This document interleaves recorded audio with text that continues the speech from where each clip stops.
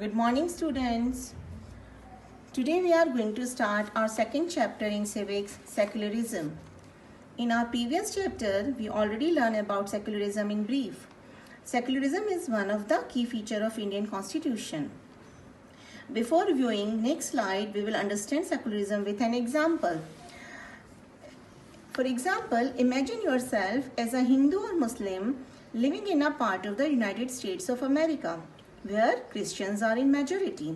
Suppose that despite being a US citizen, no one is willing to rent their house to you. How would this make you feel? Would it not make you feel resentful? Or what if you decided to complain against this discrimination and were told to go back to India? Would this not make you feel angry? Your anger could take two forms. First, you might react by saying that Christians should get the same treatment in places where Hindus and Muslims are in majority. This is a form of retaliation. Or you might take the view that there should be justice for all. There can be two types of reaction. Next, in this introduction, you will see that history provides us with many examples of discrimination, exclusion, and persecution on the grounds of religion. You may have read about how Jews were persecuted in Hitler's Germany. Persecuted means torture. So, Hitler tortured Jewish people. But now, however, the Jewish state of Israel treats its own Muslim and Christian minority quite badly. And how several millions were killed. In all of the above examples, members of one religion community dominated by another religion. These acts of discrimination take place more easily when one religion is given official recognition by the state at the expense of other religions. You may find stating that no one should be discriminated on grounds of their religious practices and beliefs. This statement rests on the assumption that all forms of domination related to religion should end.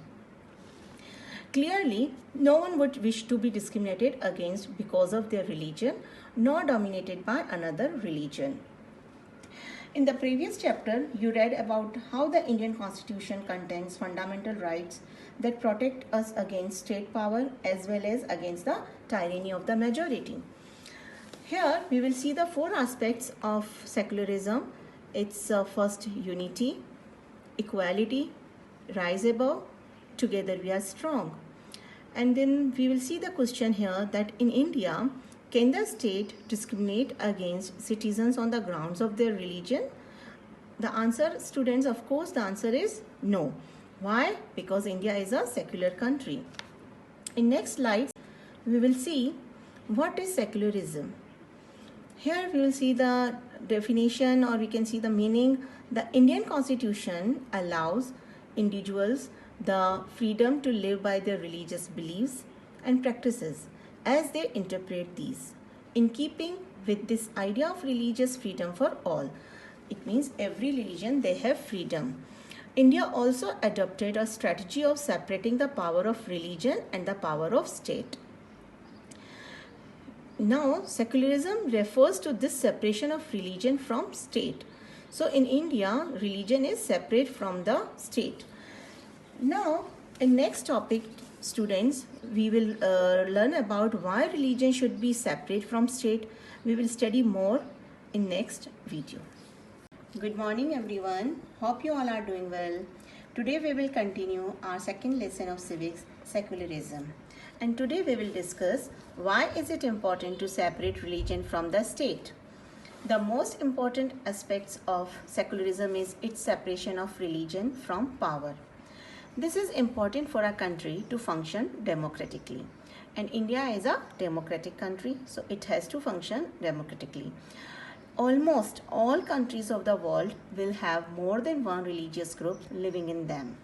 Like in India, we have Christianity, Islam, Judaism, Buddhism, Hinduism, many religious groups. There will most likely be one group that is in a majority. So children, in India, majority group is Hinduism.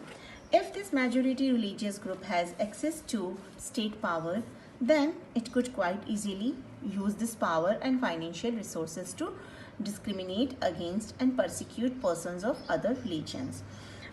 We can see to understand this point better, let us take the practice of untouchability. And we will see this example that you might feel that you dislike this practice within Hinduism and therefore you want to try and reform it. However, if state power were in the hands of those Hindus who support untouchability, then do you think that you would have an easy task to try and change this? Even if you were part of the dominant religious group, you might face a lot of resistance from fellow members of your community. These members who have control of state power might say that there is only one interpretation of Hinduism and that you do not have the freedom to interpret this differently. So your religion group can say you like this. So here, if this majority group has access to state power, then it quite easily to use this power and financial resources to discriminate others.